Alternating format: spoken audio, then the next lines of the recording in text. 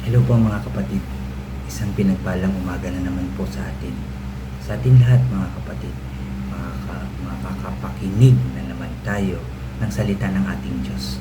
Makakapag-share na naman din ako ng salita ng ating Diyos ngayong umaga. Pero unahin po natin ang manalangin. Samahan niyo po ako. Magsiyo po tayo. Yes, O God, aming Diyos na makapangyarihan sa lahat. Aming Diyos na banal. Muli ka namin pinupuri at pinasasalamatan. Ama, maraming salamat una sa paggising mo sa amin ng maayos at malakas ang katawan ngayong umagang ito. Salamat sa isang pagkakataon na naman po ng aming mga buhay, lalo na ngayong umaga na makapakinig, mag-aral at magbasa ng iyong salita. Salamat po. Salamat po. Muli mo po kaming samahan, turuan, gabayan, bigyan ng karunungan, O God, understanding, Lord, para lubusan naming maintindihan ang aming mapapakinggan ngayong umagang ito. Buksan mo po yung aming puso para ito'y pumasok sa aming mga puso, magbunga ito, Lord God. At dalangin kumain sa buhay namin ang aming maririnig ngayong umagang ito. Kagaya po ng dati, Ama, pasamahan mo po ulit ako, turuan, gabayan ng banal na Espiritu, para lahat po ng aking sasabihin ay galing lamang po sa iyong salita. Maraming salamat po dahil kiniklaim ko po na tagumpay ang aming gawain ito sa pangalan ng Panginoong Hesus. Kundi Ama, maraming salamat po. Maraming salamat Panginoong Hesus. Maraming salamat Banal na Espiritu sa tanging pangalan ng aming Panginoong Hesus at sa pakikipisan ng Banal na Espiritu. Lahat tayo ay magsabi ng Amen and Amen. At ito po ang aking channel.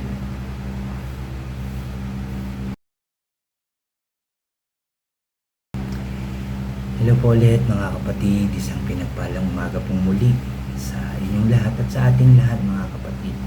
Bago ako mag-share ng Word of God ngayong umagang ito, anyayahan ko lang po yung mga bago dyan sa aking channel na huwag niyo pong kalimutan na mag-subscribe. Paki-like and share niyo po ang aking mga videos at paki-click din po ang notification bell para lagi po kayong updated sa mga bago at iba ko pang i-upload. Salamat mga kapatid. Salamat po. Mga kapatid, ang aking i-share sa inyo ay dito sa chapter 3 ng unang Pedro o 1 Peter po ng chapter 3 ang aking i-share sa inyo dito po sa verse 8 hanggang 12. Verse 8 hanggang 12 po yung aking i-share sa inyo ngayong umagang ito. At ito po ay may pamagat na paghihirap dahil sa paggawa ng matuwid. Ulitin ko lang, paghihirap dahil sa paggawa ng matupid. No? Matuwid mga kapatid, yung paggawa ng matuwid. At dito napakaganda, pamagat pa lang, no? Paghihirap dahil sa paggawa ng matuwid. May pagdadaanan, may pagsubok. Dahil ito sa paggawa ng matuwid. Dahil talagang mahirap maging matuwid na matuwid yung ating buhay mga kapatid. Maraming pagdadaanan, maraming pagsubok, maraming temptation na nangyayari, magaganap sa ating mga buhay. Pero bilang mga mananampalataya, ito dapat yung ating ginagawa. Ano po? Yan po yung ating dapat na sinusunod yung sinasabi ng ating Diyos sa ating mga buhay. Kaya nga po, sabi po dito sa verse 8 hanggang 12, sa madaling salita, magkaisa kayo at magdamayan. Pagmahalan bilang magkakapatid at maging maunawain at mapagkumbaba. Huwag ninyong gantihan ng masama ang masama. Huwag ninyong sumpain ang sumusumpa sa inyo. Sa halip, pagpalain ninyo sila dahil pinili kayo upang tumanggap ng pagpapala ng Diyos. No, mga kapatid, dito tinuturuan tayo na magkaisa. Lahat, magkaisa tayo sa pamilya, kahit magkakaibigan, magkakaisa, magkakapitbahay, magkakaisa, lalong-lalo na yung magkakapatid sa pananampalataya.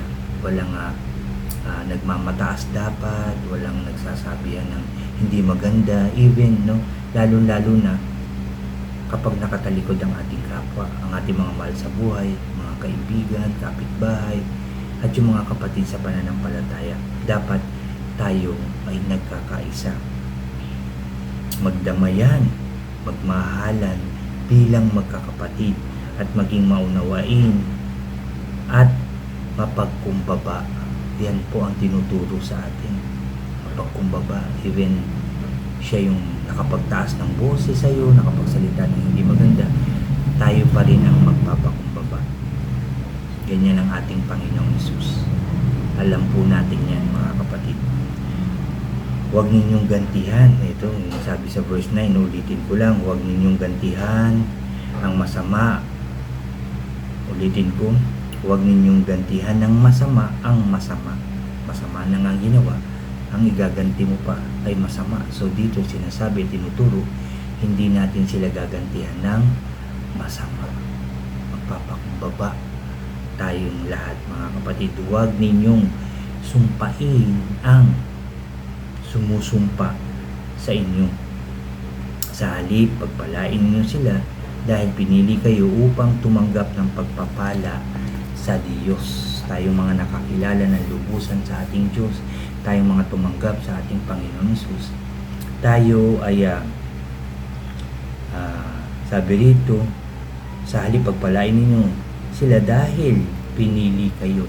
So tayong mga mananampalataya, tayong mga tumanggap sa ating Panginoong Hesus, tinawag tayo, pinili tayo para pagpalain ng Diyos. So yung mga taong nakakapanakit sa atin, nakakapagsalita ng hindi maganda, nakakagawa ng hindi maganda, pagpapalain pa rin natin sila, tutulungan pa rin natin sila. Ano po, mga kapatid, ipagpipray pa rin natin sila, sasabihan pa rin natin sila ng God bless, mga kapatid, para i-bless sila ng ating Diyos. Hindi tayo magsasalita ng pangit, nakakasakit sa ating kapwa.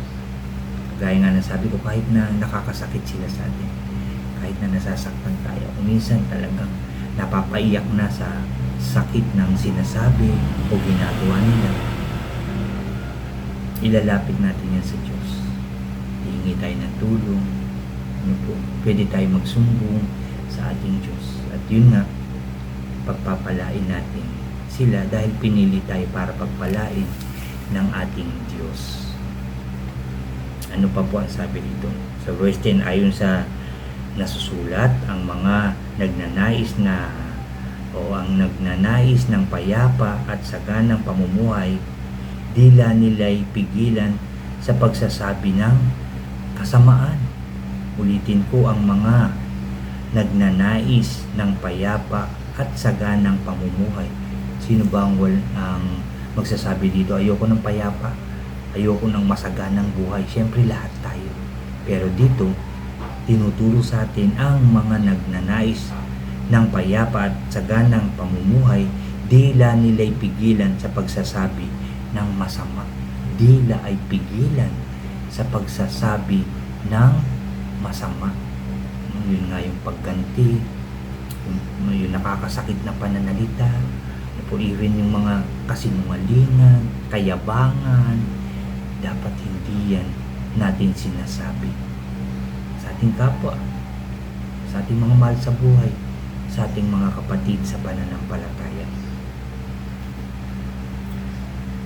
Ang anumang pandilinlang at madayang pananalita, sabi dito, sa kanyang mga labi ay di dapat mamutawi, hindi dapat lumalabas. Hindi dapat mamutawi, hindi dapat lumalabas ito sa ating bibig. Hindi ito dapat binubuka ng ating bibig o sinasabi sa ating kapwa. Yung mga masasakit, yung mga sabi nga rito, yung mga mapandinlang, madayang pananalita, hindi natin yan sinasabi. Yan ang tinuturo pa rin sa atin, mga kapatid. At verse 12, ang mga mata ng Panginoon sa matuwid na katuon, ang kanilang panalangin ay kanyang pinakikinggan, ngunit ang masama o ang masasama ay kanyang sinasalungat. Mga kapatid, ang mabuting tao, ang pananalita ay maayos, tama. Ang panalangin niyan dinidinig, pinapakinggan at tinutugon ng ating Diyos.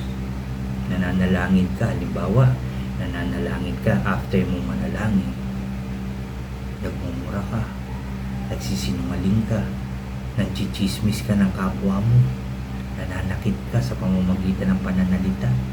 Mga kapatid, sa tingin mo po, papakinggan niya ng ating Diyos? Siyempre hindi. Sinasalungat nga, sabi sa Biblia, hindi ko po sinabi, no? Ulitin ko yung verse 12, ang mga mata ng Panginoon sa matuwid nakatuon, ang kanilang panalangin ay kanyang pinakikinggan. Sinabi po. Ngunit ang masama o ang masasama ay kanyang sinasalungat, hindi pinapakinggan ng Diyos, ng ating Panginoon, yung mga masasamang sinasabi. Alam natin yun, mga kapatid, yung mga masasakit na pananalita. Huwag natin sabihin na hindi, joke lang naman. Paano kung nasaktan nga yung sinabihan natin? Diba? Ayaw ng Diyos ng ganung pananalita. Kaya ipigilan natin ito. Lagi natin idadalangin na makapanalita tayo ng maayos at tama, lalo na nakalulugod sa ating Diyos. Yung nakakapag-encourage, no, bilang mga mananampalataya, hindi tayo dapat nakakasakit ng damdamin ng ating kapwa. Paano natin sila mawiwin? Paano natin sila masasama?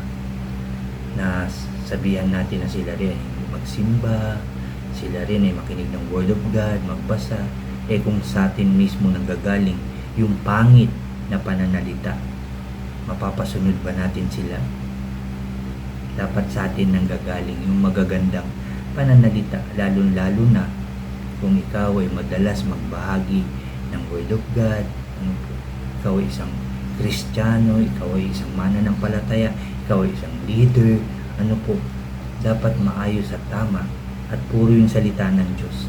Kapag kami humingi ng advice, ng tulong, Word of God ang ating gagamitin. Yan dapat ang lumalabas sa ating bibig. At yun nga yung pagpapala sa ating kapwa. God bless you, brad. God bless you, kaibigan. God bless you, anak. God bless you, kapatid. Lahat yan, puro ganun. Sabi na sa Biblia ulit, pinili tayo para pagpalain ng Diyos. Kaya pagpalain din natin ang ating kapwa, ang ating mga mahal sa buhay. Kung meron man nagagawang hindi maganda, pagsabihan natin sila ng maayos. Kung meron man nagagawa na mali, pagsabihan din natin ayon sa salita ng ating Diyos. At lalo na siyempre, ipanalangin natin sila. Yan ang huwag mawawala. Isama natin sila. Kung nananalangin ka personally sa iyong sarili, sa iyong buhay, sa iyong mga mahal sa buhay, dapat yung kapwa din natin. Lalo na yung hindi pa nakakakilala ng lubusan sa ating Diyos. Hindi pa nakakatanggap sa ating Panginoong Hesus bilang tagapagligtas, ipapanalangin din natin sila. Powerful, alam natin yan, ang panalangin. Mapapakinggan yan, lalo na kung galing sa puso yung ating panalangin para sa ibang tao. Maririnig ng Diyos yan at papakinggan yan ng ating Diyos. Napakaganda ng tinuturo sa atin. Napakaganda nito, mga kapatid. Paghihirap dahil sa paggawa ng matuwid. Kasi nga, di ba, kung nakasakit sa'yo, nakapagsalita, parang ang hirap sabihan ng maganda. Kung minsan talagang parang gusto kong gumanti, parang gusto kong magsalita ng hindi maganda. Ganun ang naiisip natin. Pero dito, tinuturo sa atin, hindi natin yan dapat gawin. Maging mabuting tao tayo. Unang-una, sa mata ng Diyos, sa ating mga mahal sa buhay, sa ating kapwa, mga kapatid, lalo na rin sa ating mga kapatid sa pananampalataya. Yan po yung tinuturo sa atin. Yan po yung inuutos sa atin ng Diyos na gawin natin habang tayo ay nabubuhay. Hindi lamang paminsan-minsan o hindi yung kasi mabuti siya sa akin, kaya mabuti rin ang gagawin ko sa kanya. O gaganti ko sa kanya ay mabuti rin. Kaya siya tutulungan ko, bibigyan ko kasi mabuti. Ito kasi pangit ang ugali, hindi ko yan tutulungan, hindi ko yan bibigyan. Hindi po ganun. Mas lalong dapat dun tayo nakapokus para mailapit natin sila sa Diyos. Di ba po? Para din sila ay mabago.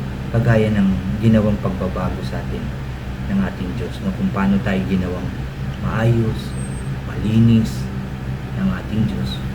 Yun din ang asamin natin. Yun din ang ipanalangin natin para sa ating kapwa na hindi pa nga lubusan nakakakilala sa ating Diyos at hindi pa nakakatanggap ng lubusan sa ating Panginoong Hesus. Baka kasi may tumatanggap na oo, tinanggap ko na sa salita lang, pero hindi naman talaga sa puso at sa gawa. Kaya ipapanalangin din natin silang lahat, mga kapatid, para maging maayos, masaya, payapa ang ating pamumuhay. Ano po? Sabi nga ulit sa ating napag-aralan, yung mga nagnanais ng payapa at saganang pamumuhay, dila nila'y pigilan sa pagsasabi ng kasamaan. Kung gusto natin maayos, masaya, payapa, masagana, tagumpay ang ating buhay, hindi tayo magsasalita ng hindi maganda sa ating kapwa. Hindi tayo mananakit sa pamamagitan ng ating pananalita, lalong-lalo na sa gawa. Kung sa salita, nasabihan tayong hindi natin dapat sabihan ng masakit o masama, lalong-lalo na yung paggawa, kasi gawa na yung gagawin mo na. Yung pananalita nga nakakatakot na rin, nakakasakit. Paano pa yung gawa mismo? Kaya sa pananalita at sa gawa, hindi tayo gagawa ng masama. Ano po, hindi mag-isip ng masama, hindi tayo mag-iisip ng masama sa ating kapwa, mga kapatid. Hindi tayo gagawa ng masama sa ating kapwa. At yan po yung tinuturo sa atin ngayong umagang ito, mga kapatid. Mamuhay ng maayos, tama, at kalugod-lugod sa Diyos. Yan ang tinuturo sa atin. Para tayo din maging maayos, masaya, payapa, masaganang masagana, tagumpay ang ating pamumuhay. At yan din ang asamin natin sa ating kapwa, na sila rin ay pagpalain ng ating Diyos. Salamat sa salita ng ating Diyos na ating napakinggan ngayong umagang ito, mga kapatid. Naniniwala ako marami tayong natutunan, marami kayong natutunan ngayong umaga, dahil marami na naman ako natutunan. Panalangin natin, hingin natin sa Diyos na magawa natin ang kanyang mga pinagagawa, pinag-uutos sa ating lahat. Siyempre po, salamat sa Diyos. Tayo po ay muling mananalangin. Kayo rin, magdasal kayo, manalangin kayo, humingi kayo. O kung may susumbong kayo, sabihin nyo na sa Diyos. Nakikinig siya ngayon. Magsiyo po tayo. Hallelujah. Aming Diyos na makapangyarihan sa lahat, muli ka namin pinupuri, pinasasalamatan, sinasamba. Ama, maraming salamat pong muli ngayong umagang ito, dahil muli mo kaming kinausap, muli mo kaming tinuruan, muli mo kaming pinaalalahanan, O God. Maraming salamat po. Salamat po. Nawa nga po, Lord God, magsalita kami ng mabuti, tama, at kalugod-lugod sa iyo. Pagpalain namin ang mga taong nakakasakit sa amin, nakakagawa ng hindi maganda, O God. Dahil sabi mo nga sa iyong salita, Lord, pinili mo kami para pagpalain. Kaya dapat pagpalain din namin ang aming kapwa. Turuan mo po kami maging mabuting tao, una para sa inyo at sa aming kapwa. Tulungan mo po kami mag-isip ng tama, gumawa ng tama, magsalita ng tama, at magplano ng tama, maayos, at kalugod-lugod sa iyo. Sa pangalan ng Panginoong Hesus. Salamat po sa mga natutunan namin, Lord. Dalangin ko hindi na tumawala sa aming puso. Mamunga ito. Isabuhay namin ito at i-share din namin ito sa aming mga mahal sa buhay at sa aming kapwa. Bigyan mo po kami ng wisdom, knowledge, and understanding, lakas ng loob at kasipagan, Lord, para magawa namin ang lahat ng pinagagawa mo po sa amin, lalo-lalo na ang maghayag ng iyong salita. Maraming salamat. Mapinapanalangin ko aming mga mahal sa buhay, ang lahat ng taong nakinig ng aking sharing ngayong umagang ito, Lord God, at sa mga susunod pang makikinig nito. Lord, pagpalain mo po sila, ingatan mo po sila, gabayan mo po sila, proteksyonan mo po sila. Huwag mo pong pabayaang magkasakit, Lord God, ang mga tao na nagtitiwala at umaasa sa iyo. Dalangin ko na ipagkaloob mo po sa kanilang lahat ng kanilang pangangailangan sa buhay, Lord God. Maging ligtas po sila saan man sila nandun at magkaroon ng tunay na pagmamahalan sa bawat isa. Pagpapakumbaba sa bawat isa at pagkakaroon ng pagpapatawad sa bawat isa. Salamat po, Lord God. Salamat sa inyong kabutihan at pagmamahal, Lord God. Dahil narinig mo po ang aming panalangin ito, kaya kiniklaim namin ito, Lord God, na ipagkakaloob mo po ang lahat ng aming sinabi, hiniling, ipinalangin, pinanalangin ngayong umagang ito sa pangalan ng Panginoong Hesus. Salamat po, Lord, sa inyong kabutihan, sa inyong pagmamahal. Kami umaasa, Lord God, at nagtitiwala sa iyo. Hindi mo kami pababayaan, hindi mo kami iiwan. Yan po ang sabi mo, Lord God, sa mga taong tunay na tapat sa iyo. Salamat po muli, Lord. Salamat po. Salamat po. Lord, muli ka namin pinupuri, pinasasalamatan, sinasamba sa matamis at makapangyarihan pangalan na aming Panginoong Hesus at sa pakikipisan ng banal na Espiritu, lahat tayo ay magsabi ng Amen and Amen and Amen po. Amen. Salamat sa ating Diyos. Narinig niya ating panalangin. Lagi po kayo mag-iingat, mga kapatid. Lagi po kayo magdadasal, mga kapatid. Lagi po kayo magbabasa ng salita ng ating Diyos. God bless po sa inyong lahat at God bless po sa ating lahat.